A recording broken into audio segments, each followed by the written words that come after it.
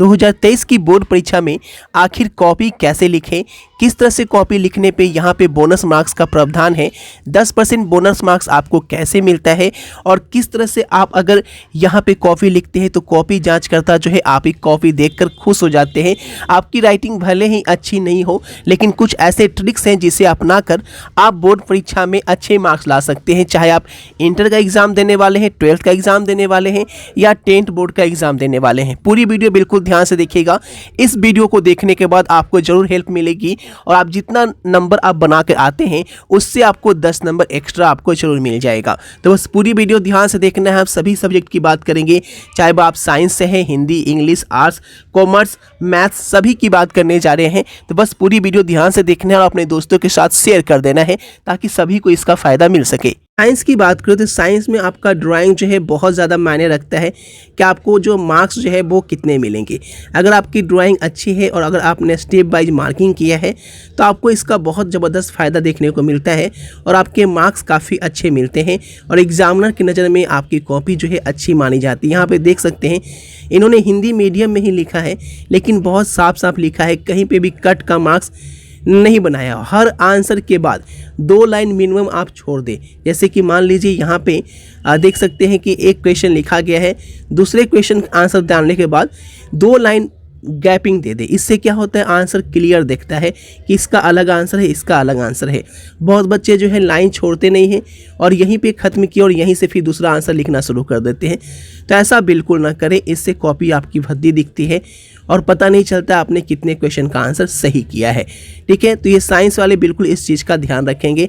इस तरीके से आपको लिखना है। तो अगर आप इस तरीके से लिखते हैं तो बिल्कुल आपको जो है रियल मार्क्स तो मिलेगा ही मिलेगा।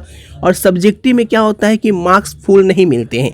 जैसे कोई आपका 7 नंबर का क्वेश्चन है या 5 नंबर का क्वेश्चन है तो आप अगर लिखते हैं तो आपको 3 नंबर या 4 नंबर से संतुष्ट होना पड़ता है। लेकिन अगर आप स्टेप वाइज मार्किंग को अपनाते हैं और इस तरीके से लिखते हैं जैसे मैं बता रहा हूं तो आपको बिल्कुल फुल मार्क्स मिलते हैं और 5 नंबर के क्वेश्चन में आपको 5 नंबर ही दिए जाएंगे अगर इस तरीके से बिना कटिंग कहीं पे किए हुए।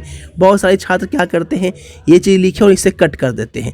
तो कोशिश करें कि मेरे से ऐसा हो ही ना कि ये सब करने की ज़रूरत पड़े, इससे कॉपी बहुत भद्दी दिखती है। ठीक है, बात करें अदर सब्जेक्ट की। अब यहाँ पे इंग्लिश सब्जेक्ट का बात कर लेते हैं या इंग्लिश मीडियम में आप आंसर कर रहे हैं उसकी बात कर लेते हैं। जैसा कि मैंने बताया कि हर क्वेश्चन के बाद 2 लाइन जरूर छोड़ें। अगर आप इंग्लिश में लिख रहे हैं तो आप कोशिश करें 2 से 3 लाइन आप छोड़ दें। ठीक है, 2 लाइन छोड़ दें, 3 लाइन भी छोड़ दें, यानी कि 2 लाइन भी छोड़ेंगे तो चलेगा। इससे क्या होता है, आपकी इंग्लिश की राइटिंग अच्छी दिखती है, सुंदर दिखता है कि आपने इस प्रश्न का आंसर ऐसे किया है। एग्जामिनर को जाँच करने में बहुत ज़्यादा सुविधा होती है। ठीक है, तो इस तरीके से आप यहाँ पे इस ट्रिक को फॉलो करें और बिल्कुल जो है आपका रिजल्ट जो है बहुत अच्छा आएगा और बहुत शानदार आएगा। बहुत साफ साफ लिखने की कोशिश करें। अगर आपकी राइटिंग नहीं भी अच्छी है तो अगर आप 2 लाइन 3 लाइन छोड़ कर लिखते हैं तो ऑब्वियसली जो है दिखने में काफ़ी अच्छी लगती है, कॉपी साफ़ सुथरी नज़र आती है और मार्क्स आपको फुल मार्क्स मिलते हैं। ठीक है, तो इंग्लिश मीडियम में लिख रहे हैं या इंग्लिश का पेपर लिख रहे हैं तो इस बात का आपको ध्यान रखना होगा। ठीक है, बात करते हैं मैथ में क्या सावधानी बरतनी है। मार्किंग जो है मैथ सब्जेक्ट में बहुत स्टेप बाय स्टेप देखा जाता है। पहला स्टेप देखा जाता है, अगर आप फिगर ड्रॉ कर रहे हैं तो फिगर कितना अच्छा बनाए हैं। उसके बाद फिगर के बारे में जो आप लिखे हैं उसका पॉइंट कितना है। अगर आपको कुछ नहीं भी आ रहा है और अगर आप इतना लिख देते हैं, अगर 5 मार्क्स का क्वेश्चन है तो आपको 2 नंबर आसानी से मिल जाता है। यह हर सब्जेक्ट में होता है, स्टेप वाइज मार्किंग के तहत हर सब्जेक्ट में इसे फॉलो किया जाता है। और यहाँ पे देख सकते हैं किस तरीके से एक एक पॉइंट के बीच एक एक लाइन को गैपिंग किया गया है। देखिए यहाँ पे लिखा गया है, उसके बाद एक लाइन छोड़ा गया है, एक लाइन यहाँ पे भी छोड़ा गया है और यहाँ पे देख सकते हैं कहीं भी कट का मार्क्स नहीं बनाया गया है। इससे बहुत साफ साफ दिखता है ना आप क्या ज्ञात कर रहे हैं, क्या आपका आंसर आ रहा है।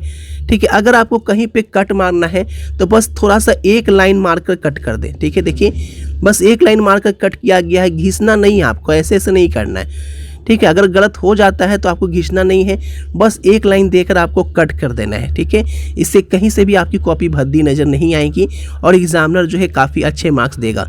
देखिए यहाँ पे टिक कहाँ कहाँ पे लगा है, इससे आपको पता चलता है कि मार्किंग कहाँ कहाँ मिल रहा है। देखिए एक यहाँ पे टिक लगा है और एक देखिए यहाँ पे नीचे टिक लगा है। इसका मतलब है कि स्टेप बाय स्टेप यहीं से आपका चेक किया जा रहा है और यहीं पे आपको मार्क्स इस तरीके से मिल रहे हैं। ठीक है, चाहे आप 10th का एग्ज़ाम दे रहे हैं या 12th का एग्ज़ाम दे रहे हैं, अगर आप ग्राफ वाला आंसर करते हैं तो भी आपको ग्राफ बनाने के टाइम में आपको लाइन बाय लाइन छोड़कर ही आपको आंसर करने हैं और स्टेप बाय स्टेप को फॉलो करना है। चाहे आप हिंदी मीडियम के हैं या इंग्लिश मीडियम के हैं, इस ट्रिक से करेंगे तो आपको बिल्कुल अच्छे मार्क्स प्राप्त होंगे और टॉपर्स बिल्कुल ऐसे ही लिखते हैं। यहाँ पे हिंदी की बात करें तो हिंदी में भी अगर आप आंसर लिख रहे हैं तो आपको स्टेप बाय स्टेप ही लिखना है। प्रश्न संख्या 2 उसके बाद उत्तर लिखना है, प्रश्न संख्या 3 उसके बाद उत्तर लिखना है। तो इस तरीके से जो है वो आप यहाँ पे आंसर लिखेंगे और काफ़ी आपको अच्छे मार्क्स देखने को मिलेंगे। और आपको एक रामबाण ट्रिक बताने जा रहे हैं जो कि बिहार बोर्ड के लिए स्पेशल है।